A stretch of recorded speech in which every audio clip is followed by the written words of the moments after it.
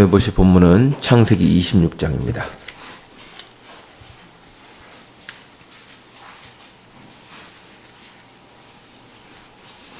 창세기 26장 12절부터 22절입니다.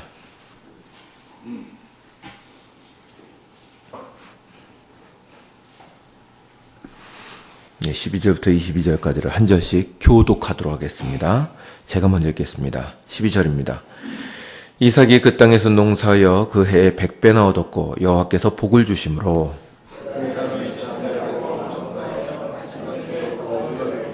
양과 소가 때를 이루고 종이 심이 많으므로 블레셋 사람이 그를 시기하여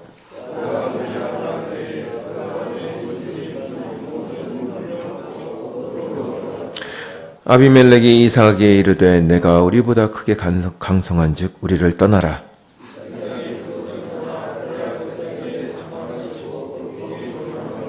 그 아버지 아브라함 때 팠던 우물들을 다시 팠으니 이는 아브라함이 죽은 후에 블레셋 사람이 그 우물들을 메웠음이라. 이삭이 그 우물들의 이름을 그의 아버지가 부르던 이름으로 불렀더라. 그랄 목자들이 이삭의 목자와 다투어 이르되 이 물은 우리의 것이라 하매 이삭이 그 다툼으로 말미암아 그 우물 이름을 에색이라 하였으며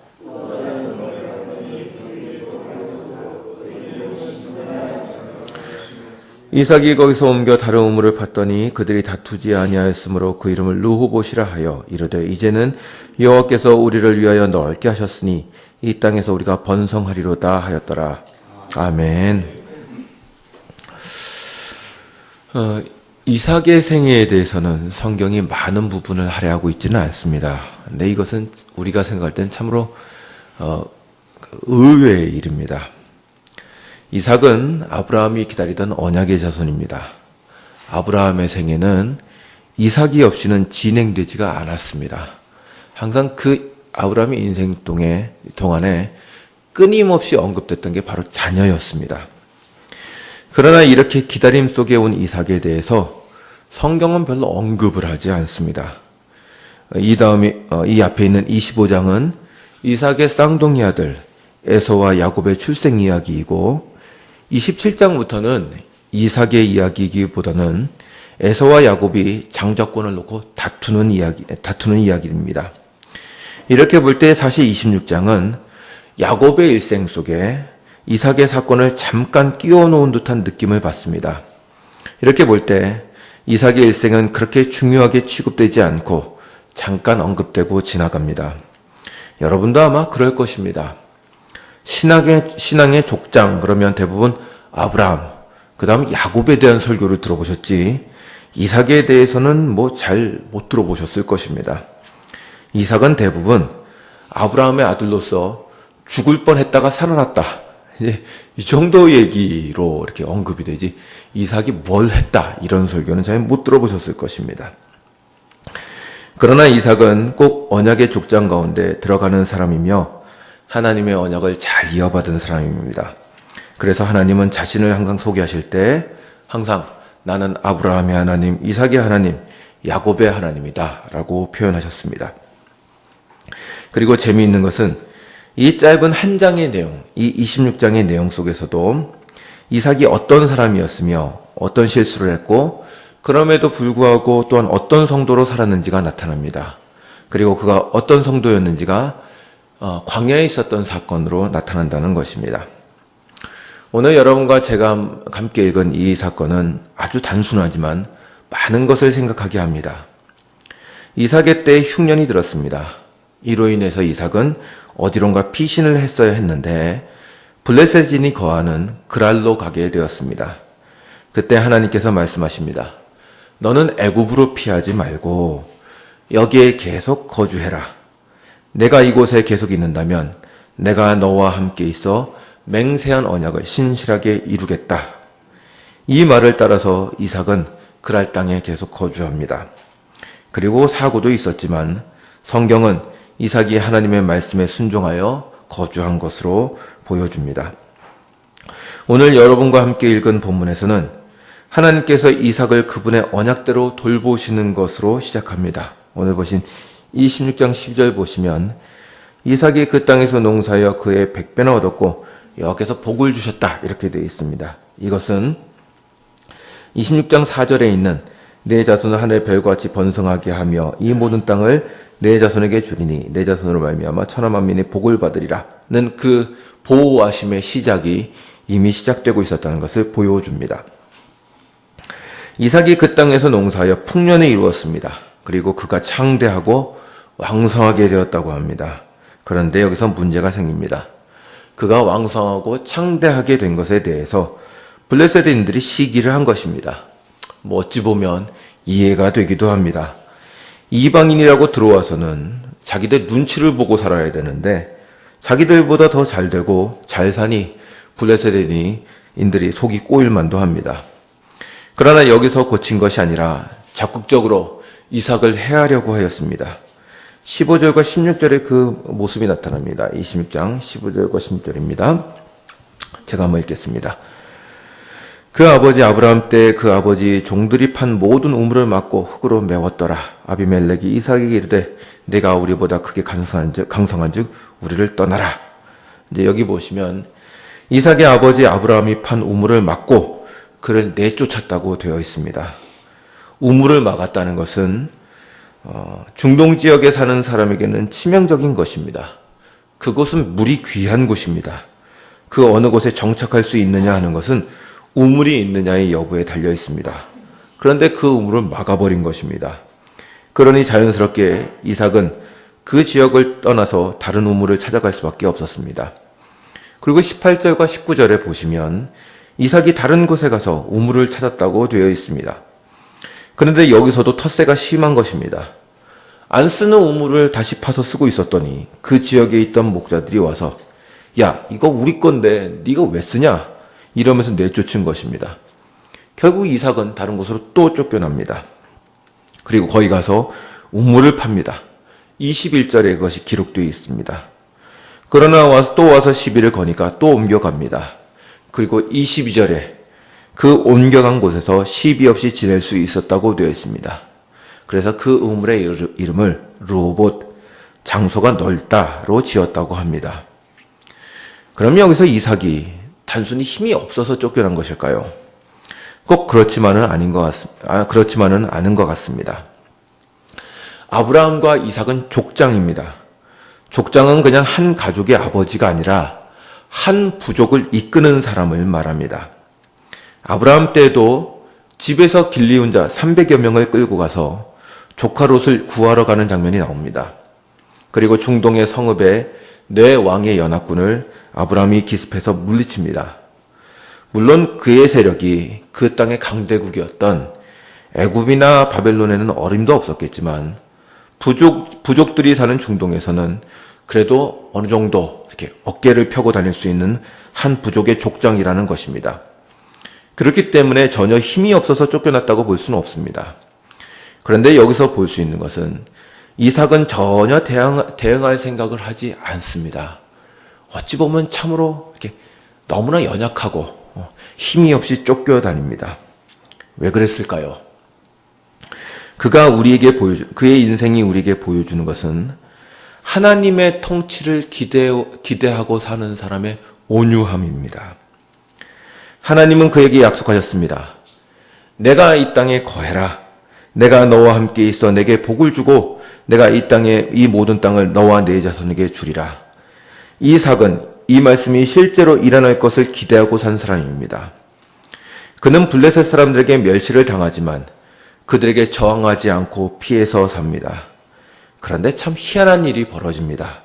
그는 망하지 않습니다. 분명히 쫓아낼 때에는 어려움을 주어서 최소한 공경에라도 처하게 하려고 하는 것일 텐데 이삭의 역사에는 그런 공경의 모습이 보이지 않습니다. 가만히 보면 오히려 쫓아내는 사람들이 당황하는 것처럼 보입니다. 야, 이렇게까지 하는데 안 망하네 라고 말하는 것 같습니다. 그리고 이렇게 피하고 결국 그들의 손이 닿지 않은 데까지 온 이삭을 하나님은 위로하시고 칭찬하십니다. 26장 24절을 한번 보시죠.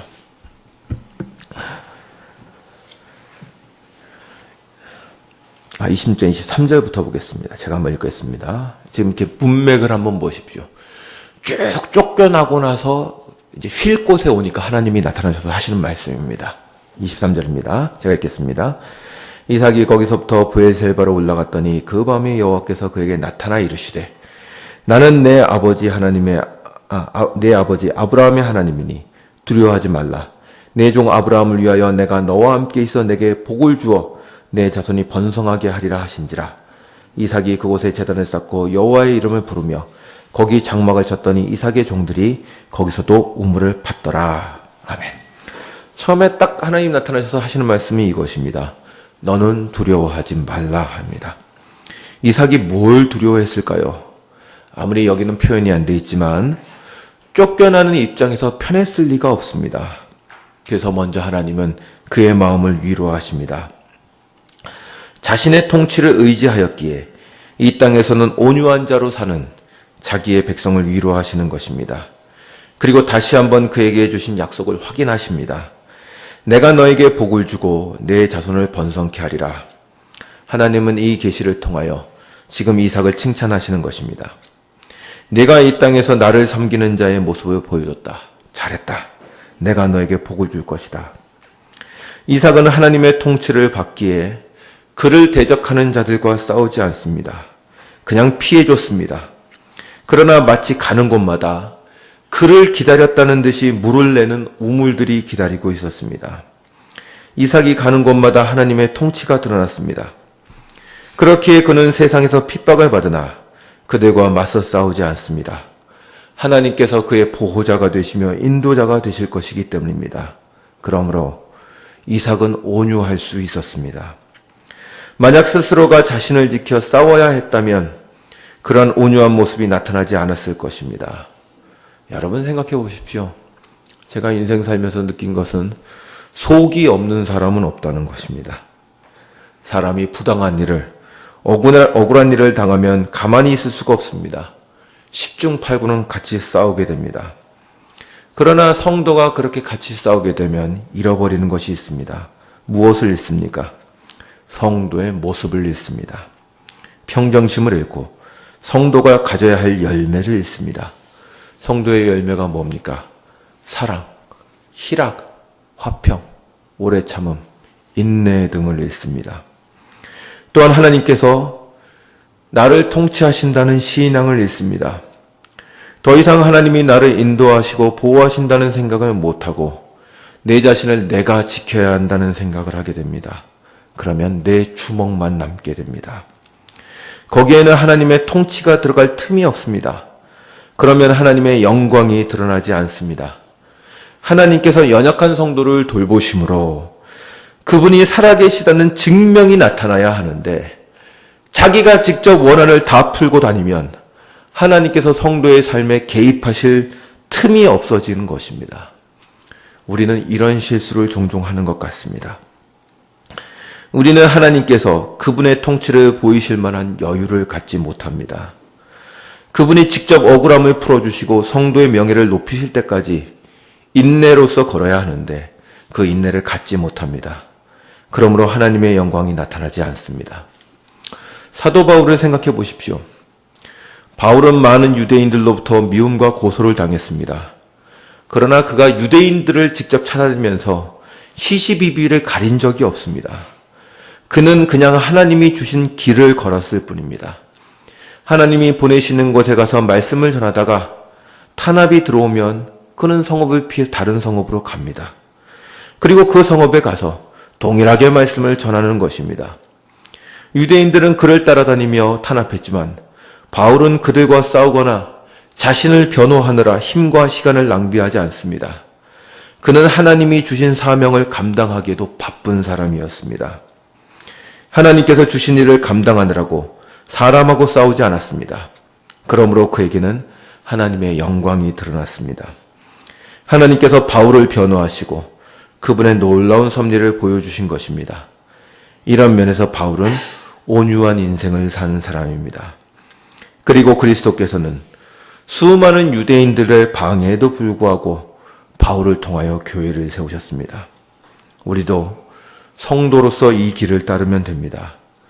우리는 많은 일들에 부딪힙니다. 그것들이 우리의 발목을 붙잡습니다. 그러나 성도는 성도의 길을 따르면 됩니다. 인터넷을 보니 이런 말이 있었습니다.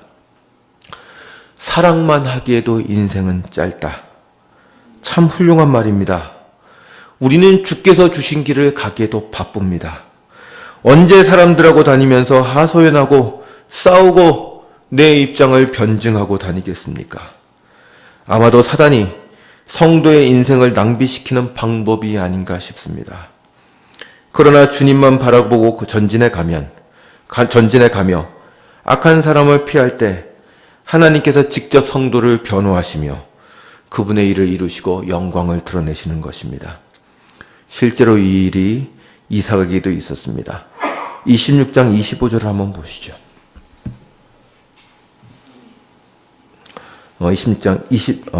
26절입니다. 26장 26절부터 31절까지 한 절씩 교독하도록 하겠습니다. 제가 먼저 읽겠습니다. 아비멜렉이 그 친구 아우삭과 군대장관 비골과 더불어 그랄에서부터 이삭에게로 온지라.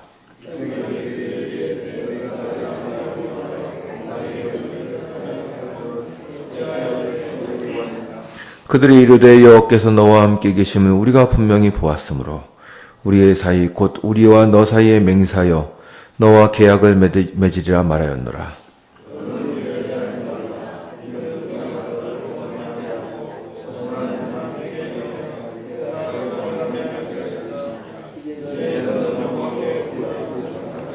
이삭이 그들을 위하여 잔치를 베풀매 그들이 먹고 마시고 다 같이 읽겠습니다. 아침에 일찍 일어나 서로 맹세한 후에 이삭이 그들을 보내매 그들이 평안히 갔더라. 아멘. 참 형세 역전도 이런 역전이 없습니다. 오히려 이삭을 핍박하던 블레셋 사람들이 와서 사정을 합니다. 너를 보니 하나님이 너와 함께 계시더라.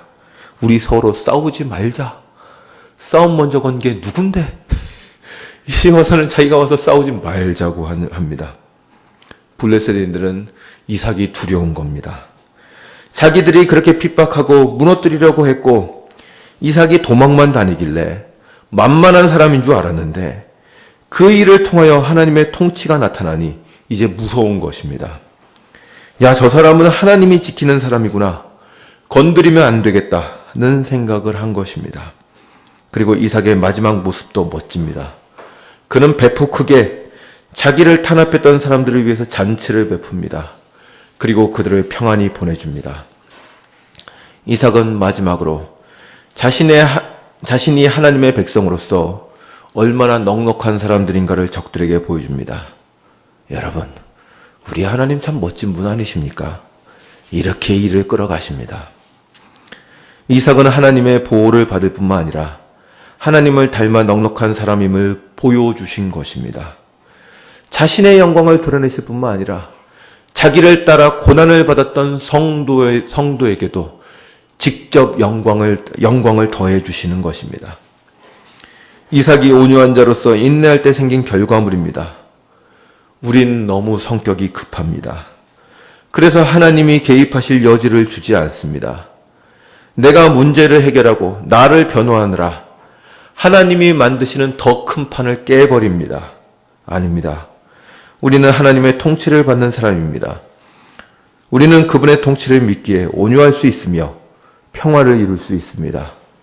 우리의 대적들이 잠시 우리의 마음을 아프게 하고 힘들게 할 수는 있어도 우리의 인생 속에 함께 하시는 하나님의 통치와 인도를 어쩔 수는 없습니다. 막지 못합니다. 그러므로 우리는 넉넉합니다. 우리는 주께서 가라시는 길을 묵묵히 가면 됩니다. 그 외의 것은 주님께서 책임지실 것입니다. 기도합시다.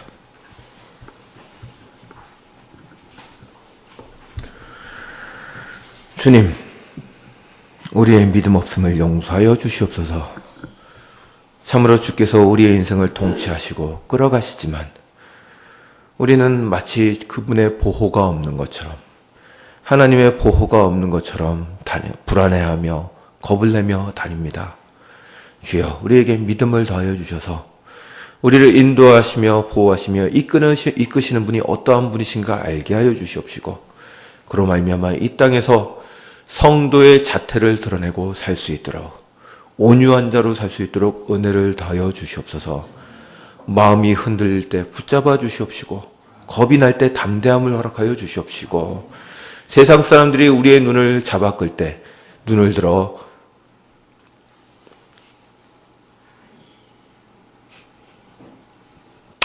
하나님을 보게 하시옵소서.